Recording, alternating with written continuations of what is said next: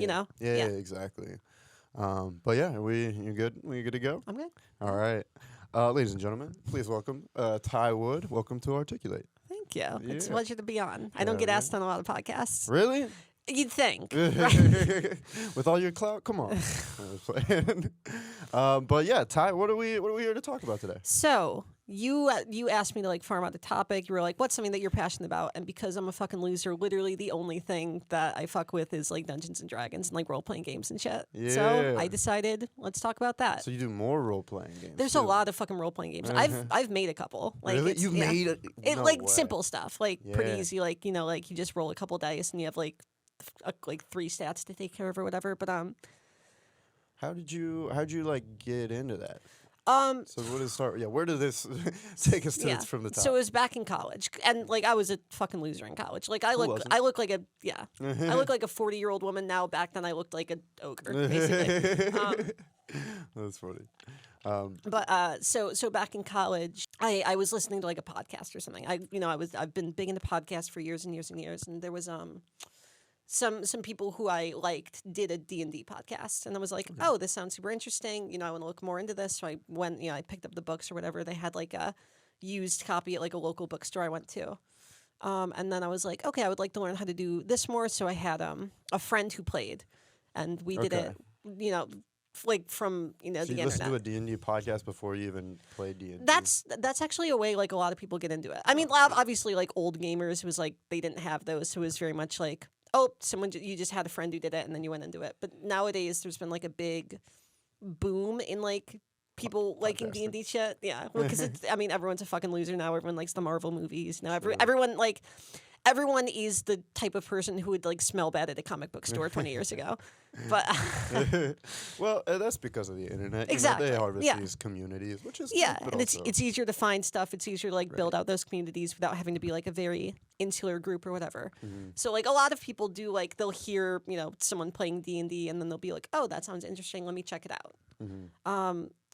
There's been like a huge explosion like the last I want to say like 8-9 years because they put out a new edition that like a lot of like people recorded themselves playing and then there you go. I did a little bit of research. Yeah, no, and it sounds like you did good work. But so basically what I was listening to that, I was like, I would like to try this. I had a friend just who I like knew from online who like online. Yeah, like they go to another school. It's fine. Literally, they did. Like they I think I want to say they live in Kentucky, somewhere in the South. But and I was like, hey, I know you play. Would you happen to have like a space open in the game? And she was like, sure. And so I was in that for a little bit. It didn't end up working out because I like jumped in the middle of what they were doing, and I'm like, this is not, Yeah. I'm completely new to this. I don't know what the fuck I'm doing. Right. I did that, and I was like, okay, that was like an interesting experience, but I want to find something like more convenient for me.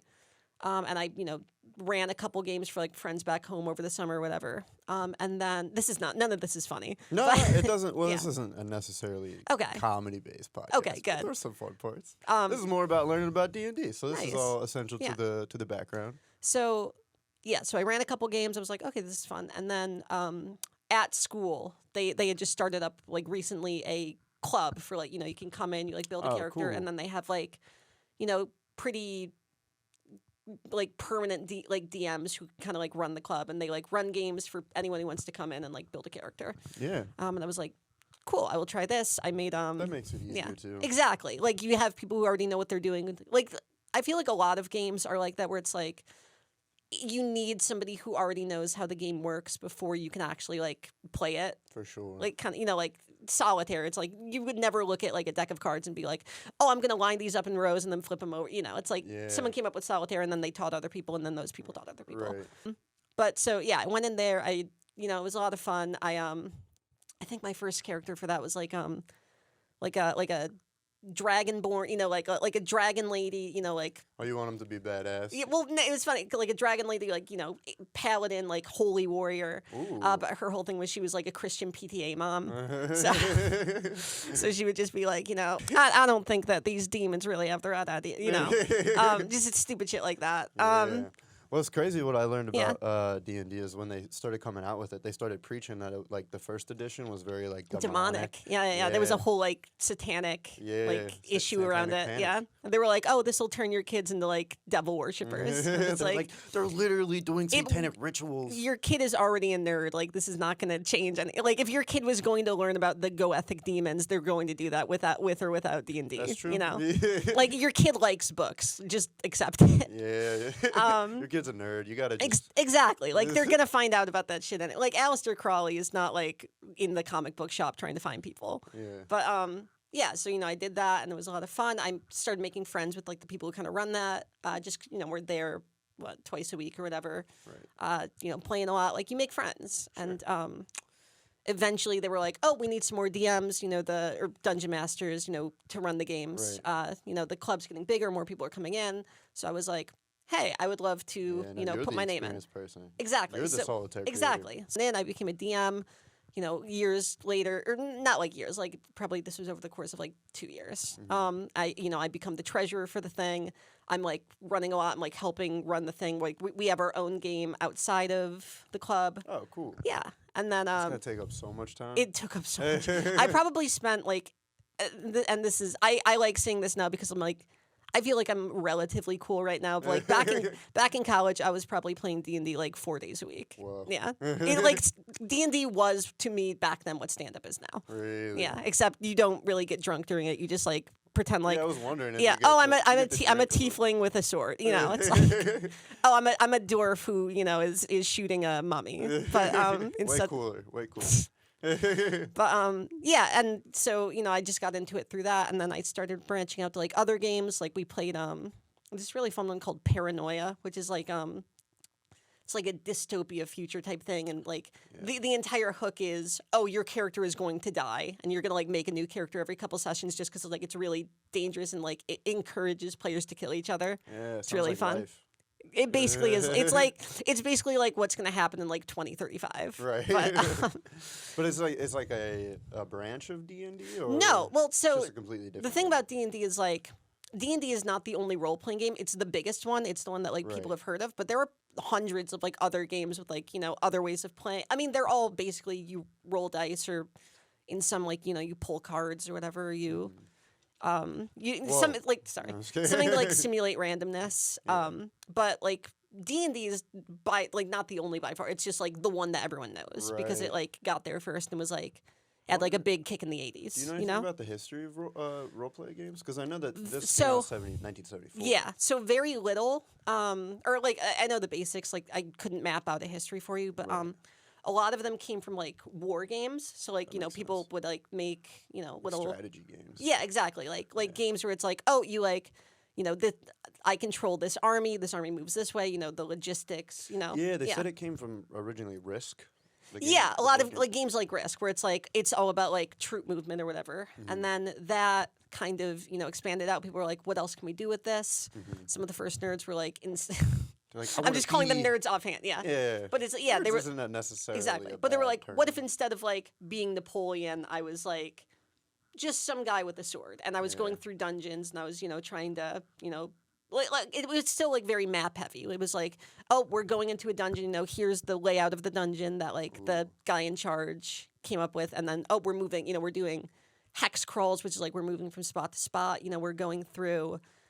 Fighting monsters, getting gold, but it was very much about movement. And then I think as the hobby kind of grew, and as people were like, okay, here's other ways we can do that, the kind of maneuvering, the tactical aspect moved away for some games. Yeah. And so now D&D is a really creative tangent that they threw in there. Yeah, though, but like it's easily mappable, where it's like. It was like almost how can we immerse ourselves even further in this game? Yeah, exactly. And really enter the world. Instead of controlling an army, what if we were one person? Instead of playing God.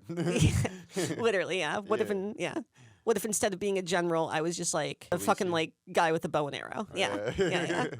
True. And and there were still like things where it's like you had like a whole company a lot in those early games where it's like you had like people to carry the treasure, you had like people to like who you hired to help fight or whatever. So there was a lot of like organizational stuff in those early games, but like it was definitely moving. Like it was a movement away from like, oh, we're commanding entire armies. Right.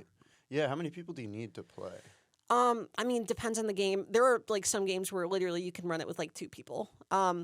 Generally, I have found that like for me, what works best is at least like one person running, 3 people playing, just because like it gives it like there is less weight, like more people can carry the whatever story you're trying to do. Like there's more, 'cause especially with like games where it's like very. There's like, classes where it's like, oh, this guy's going to be the guy who's good at hitting. This guy's going to be the magic guy. Right. This guy's going to be the healing guy. Yeah. It's helpful, like, if it's built around that, to have people who can fill out a couple different roles just so you're not like, oh, we got hurt, no one can heal us, you know? Or like, oh, we're all just taking pot shots from 20 feet away, you know? So it's like different personalities fit better at different, like, stations, or people just get better at like playing one character? So, or does everybody do like everything all the time? I mean, it depends. Like there are definitely like you talk to people and like there are some people who like, oh, I like this specific, someone being like, I like being a wizard because like I just connect with like I like having a whole lot of spells I can do, and I don't like having to like go in and like plan my movement. I just like being able to stand in the back and like fire stuff off. Right. But a lot of the time, I don't think the personality comes into it. It's more like, if you have like, oh, I want to be this type of character, they have like a number of classes where like the mechanics of the thing, like the actual like things that the class can do, are just they like fit better towards like, oh, I'm picking this class because this class is like a front range like fighting guy, or I pick this class because like this class is like sturdy, doesn't hit well, but it can take hits. Sure. And then like, so if you're like, I want to play a character who who can take hits really well, you're like, I'll choose that one. And there are some people, it's like their personality is like, oh, I like playing these characters because like my personality just lends itself to being like, I like being the one in front who gets hit. But it's not like it's not like all the characters are like the same, and it's like you come in this being like, oh, I'm going to play. I mean, there's some games like that, but D&D specifically isn't like, oh, we're all playing Jim. My Jim is just like he likes hitting stuff more. It's like there are things that the game does where you choose beforehand to like kind of tell you what your character does. Yeah, definitely. So how would you like? I guess as you play it more, you probably have more like style and kind of pizzazz with what you do. But how do you like start it? So like if you were to introduce somebody to D&D, is like how would you recommend that they get into it? Literally, I mean, kind of like what we said before, I would recommend like they find someone who already knows how to play, and they maybe sit in, watch a game or two, and then they join in as a character. And then once they've played that enough, they kind of get like the rhythm of how a game works. Then I would be like, okay, maybe read some people talking about like how to run a game. Yeah. If you want to run a game, But like there's some people who like never want to run. They just like playing games, and that's fine. But for me, I'm like a control freak, so there are I like being like, I'm making everything about like the world this takes place, and you guys can just do whatever in it, Yeah, you do the creative part. That's part of the whole thing. Yeah. It's funny. I always had like older siblings and just hung out with like older kids around the neighborhood. So they would always play video games, but I just was not good at them. Oh, really? So I just thought you just never got into. Well, I just watch. I always just like watch, and so like now I mean I've played video games, but for the most part, it's like I enjoy just watching. A lot of the times, that's why like some of the best video games for me are like good stories. Yeah. Because I just want. I mean the fighting's fun, Yeah, but it's like it's not. You just didn't grow up on that. Yeah. See, I'm like completely the opposite. Just because like if I'm playing a video game, I just want to be able to turn my brain off and just like like I'll just be like right brain, like left brain, either one, the entire thing hopefully. Right. But like what the Spider-Man game that came out years ago. Yeah. Literally, I will just be like, okay, I'm just gonna just swing around the city for an hour. Oh, really? I don't want to think about stuff. Yeah. Well, I heard that one had a really good story too. It did, but like regardless, it's like a lot of the times I don't care about the story because just like this is just like literally just like inputs for me. Come on, I thought his name was Miles. Maybe that was I think there was a second one where you played as a different guy named Miles. Okay. Yeah. So then, what has been like your favorite like D&D? Like, what's your favorite part of the game? I guess.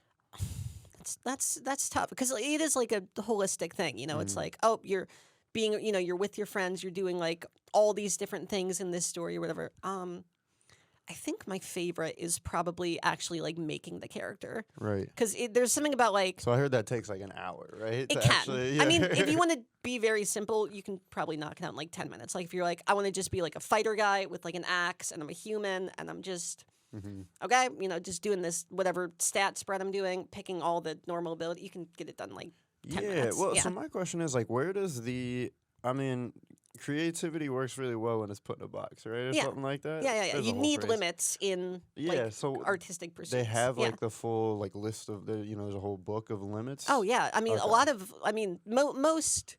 most games like have books like and whether it's like 20 pages, whether it's 500 pages, like the thing that makes role-playing games different than just being like, oh, I shoot you with my gun, I have a force field, no you don't, my bullet goes through force fields, is I think having like that set of rules where it's like this thing works this way, you roll a dice here and the dice does this, or you pull a card here and the card does this, or like I don't know, they do all types of stupid shit. I almost said that word.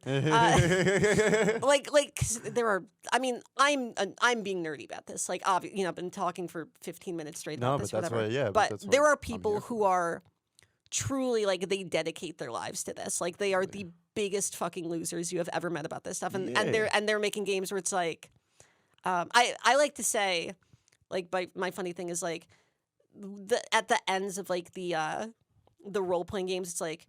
At the end for like guys, it's like, oh, I need like 3 tables to discover what the wheat price is going to be. And then like for women, it's like, oh, this is a game that's just about hugging your friends and it doesn't have any mechanics to it, But like there are people who there are people who look at role-playing games and are like, oh, this is like a way of like life. Like this is a way of seeing the world or whatever. And I think that's silly. It's a game. But like, so? You don't think there's like a lot of relation between the game and like life? I mean, I think anything you do in life can change the way that you see the world. True. I think making it your whole thing is kind of silly. In the same way I think someone who is like, oh, I watch, 17 movies a week, and that's, like, the only thing I do for fun. I think that's silly, you know? I think, like, dedicate... I mean, and, for some people, it's, like, maybe that's how, like, you do something great with that. I don't know. And whatever. But for me, I think it's kind of silly. It's, like, if you're trying to live, like, a life, it's stupid to, like, silo yourself into one thing. Because it's, like, there's so much cool shit in the world. Like, I don't... If my entire way of looking at the world was rolling dice and then, like... pretending like I stab a dragon with a sword or whatever. That's stupid to me. But there are like tournaments and things like that, right? Like for D&D, because it's not really like a competitive thing. Really? Like it's tough. That's what I'm saying. Is like, can somebody make a living off of D&D? Yes, a lot of the times there are people who like do podcasts like of them playing. Oh, okay. But it's not like poker. You know, it's not like there's not really like quote unquote a win state for D&D because like if you're running a game of D&D, you can just be like, oh, there's 700 dragons, you all die. You know, like it's more like you are. I just lick my lips like a fucking lizard. No, but the objective is more like journey based as opposed to like exactly. It's what a lot of people say, and I think there's truth to it. Like now, like I think before it was kind of like maybe if you're on it, but like it's not really a competitive game. It's a bunch of people coming together to tell a story with rules. Okay, cool. Yeah. So like a lot of the people who make money off it are like people who like do shows.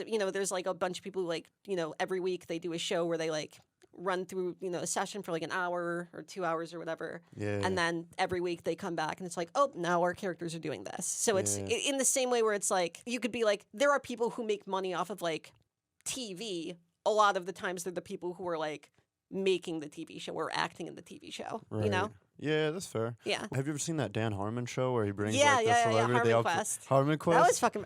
I think he also did it on Harmontown. Like, that's where it started. Yeah, that's definitely where it started. No, that was funny. I'm a big Dan Harmon fan, even though I don't think he's ever made something that's been good for more than 3 seasons. Really? Well, for more than 3 seasons, I was going to say, but... Like, I love... Like, Community is one of my favorite shows ever, but I think, like... It is hard to say that it didn't lose steam at like. I mean, obviously he left, season 4, and obviously it was shitty then. But like, I think it's even hard to say it didn't lose steam once he came back. Same thing with Rick and Morty. Rick and Morty, like post maybe season 4 was like. Have you seen any of the new season though? I have. It sucked. The first couple episodes. The first couple episodes were okay. Yeah. And then the last couple have sucked. And I'm like, well, they're not getting it back They don't because care most anymore. of the last season was awful. Yeah. There was like one good episode, which is the Right. one where it's like they're making like the clones of themselves or whatever. Yeah. Yeah. I think they should just stick to like a story based type of thing because I don't know. You know, you want a little bit of both. It's kind of fun. You want a balance, right. But I mean, I think with that show, it's tough. Is like they have to come up with like a new, you know, like a new like something where it's like if people have seen it in sci-fi, they have not seen it in this way before, and they have to do that every week, and eventually you just run out of things. Right. Like that's what made the beginning of it so fun. Was like, oh, these are things doing like something that I have maybe never seen like a TV show do before, or maybe any piece of media do before, and you just can't keep that up. You just run out of shit. Yeah. Does that happen with D&D? No, well, I mean, I guess for some people who are like pretentious, it probably does. For me, it is not that big a deal because like I think the fun of it is like being in the story with your friends. Like if like a lot of games, if people were watching it, they'd be like, this is fucking boring. This is every fucking, you know, fantasy story I've ever seen. But like, I think what makes it fun a lot of the times is like, oh, I'm being in this. I'm being a part of this. I'm the one getting attacked in this game. Yeah. Yeah. In the same way where it's like, I bet like, well, this actually probably doesn't work as well because that's like a job, but it's like, I think acting in a TV show is different than watching a TV show. For you sure. know? Yeah. Like you will probably have different experiences to like what the story that ends up being. like the theme, yeah, for sure. Yeah. Which is I always find that really interesting. Is like nobody knows what is like people put so much work and effort into movies, and you don't know what it's gonna like turn out like until the end. It's especially fun, like even when it comes out as dog shit, and it's like there's someone who probably dedicated 2 years to this. Yeah, it stinks, but you know, as long as it didn't lose that much money, exactly. And the way I always kind of see it is like, I mean, if you're making a living off it, like, yeah, it probably does. But like, if you're just doing something where it's like, oh, I'm passionate about this, it really shouldn't matter if it comes out like shitty or whatever. Like, so long as it felt good to make it and do it, you know? Journey based. Yeah, exactly. Yeah. Well, and that's what I wanted to say about like, you're just like, you can't, I don't know, you shouldn't be like playing D&D, you know, like for your entire life. It's like, I think it might be good for some people to do that. You know what I mean? Like, I mean, I think some people might feel comfortable doing that. Yeah. I'm always very much like, you should not feel comfortable your whole life. You know? That's true. That's like, a good point, actually. Yeah. Especially like if you're online at all or like if you're in like communities who kind of like intersect with that stuff. There's a lot of people who be like, you know, oh, I just want to, you know, I just have my comfy thing, you know, I just have my, you know, show or my book or my game or whatever, which is it's like curling up with a hot cup of coffee and, you know, just like on a rainy day. And it's like, that's nice. Yeah. I like that shit. That can't be your entire life. Sometimes you have to go out in the rain and sometimes you have to like experience what it feels like to get wet. Yeah, you know? But I mean, if D&D is like your only thing that you're like ambitious about or like passionate about, then like don't just sit around and play D&D. Start a podcast with it or like start a show with it or something. For me, it's like even get another hobby because like no, but literally, I mean, I think having like other perspectives on the way the world works. If you're making any creative pursuit or if you're like engaging with any creative pursuit, it gives you more to work with, you know? Yeah. Like if the only way that you're coming in and like examining stuff is like through other games people have made, it's like, okay, then like your game's never going to be inspired by a movie. Or if it is, it's going to be like 3 times removed, you know? Yeah, true. And I think that's a way to get like, I think having artists who, or just, you know, designers or like, you know, mechanical people or whatever, but I think having people who make things who don't engage with a wide array of like, I mean, not only just like art, but also just like life in general. I think it's a way to get like boring, samey art, you know? Yeah. Because everyone's drawing from the same pools and like referencing the same things, and it's like, well, okay, just but copies that's of copies exactly. of copies. Let's do something a little bit original here. Yeah. Like what makes I think creating things so beautiful a lot of the time, and this is so pretentious, this is not D&D at all, but it's cool. Yeah. I think what makes like making things so beautiful is that you are drawing everything inside yourself and putting that into that. And if everything you're putting into that is just something someone else has done, something someone talked about on a podcast, something someone, you know, played in a game of D&D, you know, it's not going to be as interesting if it's like, here's a cop movie I love that I watched when I was 12, you know, and it stuck with me, and there was like something about the way that like it was lit, you know, stuck with me indelibly, and like the way that the people talked, and that's going to find its way into the thing I'm making. If it's some shit that someone else like put into that, and like everyone's drawing from that same pool, it's just not going to be as interesting as it is if like you have a lot of different things that you like watch and care about and like have stuck in your memory. Yeah. Yeah. Did you feel yourself getting kind of pigeonholed when you were doing it, like 4 times a week? Yeah. I mean, I wasn't trying to make any great art. I was trying to entertain a bunch of college kids, you know? But like, yeah, there are a lot of times where it's like, oh, I literally have to like come up with this thing this afternoon. So fuck it. Here's what the bad guy is. Here's where it takes place. I have like stats for like a couple different things they might run into. The rest of it, I'm just going to improv. And yeah. Yeah. How much improv do you throw into the game? If you're running a game, it's a lot. Yeah. Yeah. Just like, because you have 5 people all with their own ideas of what they want to do. You can't plan for that. You can't plan for everything that they're going to do. So you have to kind of, honestly, like if there's people who like really want to get into D&D, and I hate improv comedy. I think I think maybe 5 times. It's probably fun to do, but I don't know if it's fun to be in the same way that D&D is. I think like 5 times in history, improv has been interesting to watch. But I think exactly. Oh man, no, it's just fucking stupid. Like I like being able to like if I'm making jokes, I like being able to plan it out a lot. Or you know, if you're riffing, but that's different than improv because improv you're doing like a whole performance. Yeah, you know? That's a strange line to walk sometimes too. I think because how much creativity should be pre-planned and how much creativity should come from like the moment. You know? Yeah, no, I just think improv as a like genre of comedy is just not very funny. Right. There's some people who are great at it. Like I could, you know. I know people who do improv who are also very funny in other areas of their lives, but I don't think I've ever sat down and watched an improv show and been like, that was funny as hell, you know? Yeah. But genuinely, I do think like having those improvisational skills, like if you're looking to like be good at running a role-playing game is helpful just because like you are always going to get hit by something unexpected, you know? Like someone is going to say something that you're not ready for. Right. And you have to know how to deal with that. Kind of in this, I mean, not to bring it back to stand-up, but like you do stand-up, I do stand-up. It's like kind of in the same way where it's like shit will happen in the room. You know, people will heckle you. There'll be something loud. It's like to be good, you kind of have to know how to deal with stuff. Yeah. Definitely.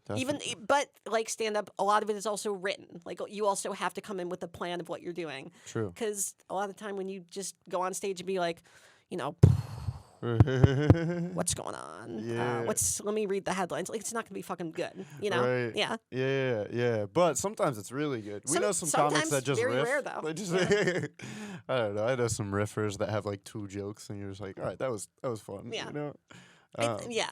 But not to get too far into that. No, you're whatever. So there's 5 editions though. Yes. Right? And the 5th one came out 2014. Yes. All right. And so that's the one you've been kind of raised on? Yeah. I mean, I started playing in like probably 2017. Okay. So yeah. Okay. I mean, and there are people who go back and play the old ones. Like there's a lot of people who are like 3 points. That was like a big, I mean, that was kind of the big thing is like before the 5th, apparently the 5th one was supposed to be the one to like bring everybody together. And before that, there were a bunch of arguments. Yeah. Oh, it is. I mean, there are still people who are like 3.5 is the best one ever made. 5 is, you know, doesn't work for me. I only play 3.5 or whatever. Yeah. Which whatever. But like I don't think it is possible to look at like where D&D is now compared to where D&D was in like probably like 2010 and say like, oh, the 5th edition did not like bring in probably twice as many fucking people. Really? You know, like it's like it's exploded. Mm-hmm. Like they're making a fucking movie about it. Like the last one they made was with Tom Hanks in like 91. Yeah, and he was crying about it. Yeah. And now it's like, oh, they're making like a whole, you know, blockbuster for this thing. Like people care about this in a way that they have not in probably like 30 years. Yeah, and that's another thing I wanted to talk to you about is you started playing this game before Stranger Things came out. And was it one of those like situations where it was like you got into it and you're like, oh hell yeah, I've always wanted to get into this, I'm in it, and then it's like becomes like a bigger thing and you're like, oh man, I don't think I will ever be mad at people wanting to play a game I like. Yeah. You know? Yeah, that's especially like a game that requires like, oh, you need to get like your friends to play it with you. Like I don't think I'm ever, or I mean not always your friends, but generally your friends. Like I don't think I'm ever gonna be mad if like, oh no, you've heard about this game more. Yeah, you know? Yeah, fair enough. Like if anything, I think it's a good way for it's like, hey, if you're interested in this and you played some of this, you know, because you saw it on Stranger Things, here's some other games you might want to try. True. You know, like you want to play Blades in the Dark now? It's pretty fun, you know, or you want to, you want to play fucking Wander Home? Let's do Wander, Yeah. Like with, other games where it's like for other things besides like, killing dragons and goblins and shit. Yeah. Yeah. So how do you start to like even think of I guess it's not that tricky, but like because the difference between like different role play games is just different stats and like different maps. So I think the big difference between different role playing games is what kind of story they're trying to tell. Okay. Like with D&D, like it started off as like, if you're trying to tell a story about going into a dungeon and finding treasure. And now it's, if you're trying to tell a story about like going on an epic quest and like fighting evil monsters and gods and stuff. Yeah. But like if you're trying to tell a story about like, if you're trying to tell a story about like being, in a neighborhood in the 80s and like going on like a fun child quest like Stand By Me or like Goonies or something. Yeah. There are games that for that where D&D maybe you could like hack it into doing something like that. You change all the classes, you change all the races, you like take out all of the like the setting details that all the books are about, but it's like if you want to tell that story, there are games out there. Kids on Bikes is like a game where it's like very much about like telling a Spielberg movie or whatever. Really? Yeah. Or like there's a game called Monster of the Week that I like a lot, where it's like the entire thing is playing like a TV show like Supernaturals or The X-Files or whatever. Yeah. So like if you're trying to tell that story, you could maybe do that in D&D. You could you could maybe be like, oh, we're in a world that's kind of the modern day, but there's also knights and wizards and stuff, and we're going out to hunt a monster. Or you can play this game where it's like all of the, rules and the mechanics and like the, the things that it teaches you to do are about like, oh, I'm making like an FBI agent, or I'm making like, a crazy guy who, has an internet where he, hunts cryptids or whatever. Yeah. And then, you're building your stats around like, oh, here's what happens when I, am trying to investigate a clue. Here's what happens, when I'm, fighting the and in a way where it's like, a lot of games are built around, and again, like I said, there's hundreds of games. I would say maybe like a solid like 70% of games ever made are based around like a very specific story. And like the broader ones like D&D, a lot of times feel kind of like outliers, Yeah. Yeah. Yeah, definitely. Oh, so what like, what are some of the cooler, like, I don't know, the ones that have kind of piqued your interest? Because like even like, again, putting that role-playing situation in like the 80s, like Kids on Bikes, that sounds so cool, I mean, you mean like a game I want to play, or like games that I like have played that I like? Sure, yeah. Okay. Both. I mean, like I said, Monster of the Week is one that I really, really like because it's like very simple. Like you literally just need like 2 6-sided dice for it. Instead of like, D&D, you need like, I want to say like 6 or 7 dice, of different like shapes to do different things. With like with other games, like there are literally some where it's like, oh, I take these 2, regular ass Monopoly dice and I roll this, and then like I have different, things that can do. Yeah. And Monster of the Week is kind of like that. I guess like story wise is. Okay. Yeah. I have one that I want to do right now. Where it's, do you know the Redwall books? Where it's like a bunch of like little mice with like little needles, and they're going around like fighting other little critters or whatever. Yeah. I want to play like a game like that. That'd be cool. Yeah. Oh, so you could make one. So I actually have. Nice. I just can't find anyone to play it. Let's play. Let's do it.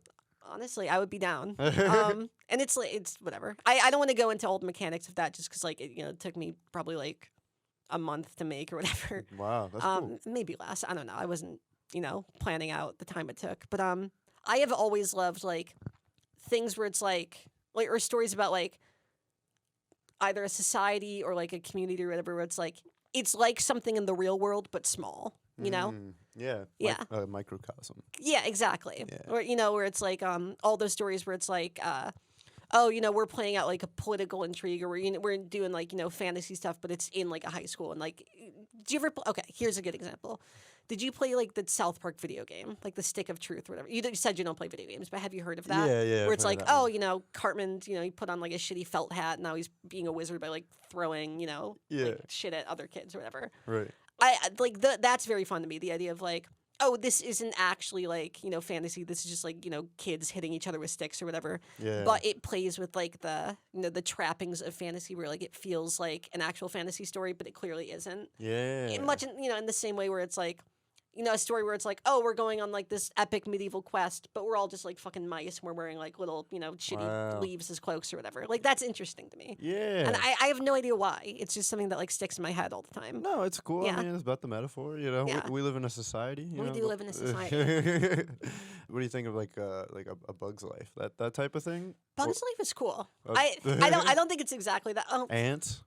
I never saw Ants, actually. People say it's better than Bug's Life. It's decent. Yeah, I'll have to watch it. That was like the Woody Allen one, right? Yeah. So at one point, there's just like an ant being like, oh my god, that lava. Oh, the lava. Oh, I want to marry that lava. Yeah. Yeah, exactly.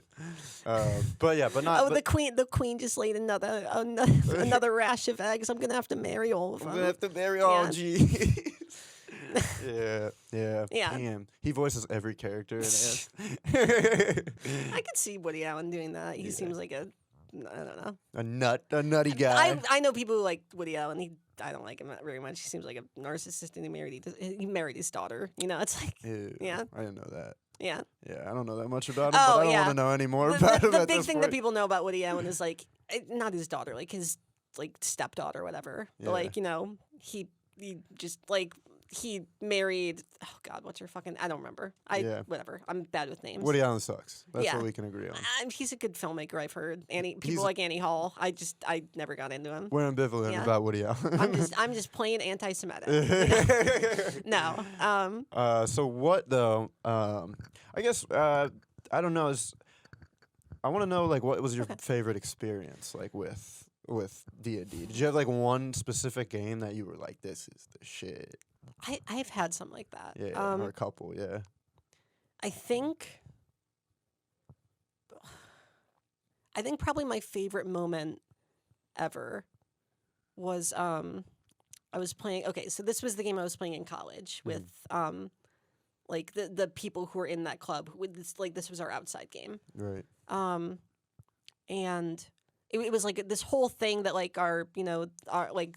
His name was Chris. He was like the president of the club that he came up with, where it was all like in like a steampunky like space society, and we're all like, oh, sick. Yeah, everyone in it is like Mad Max. Kind of more like I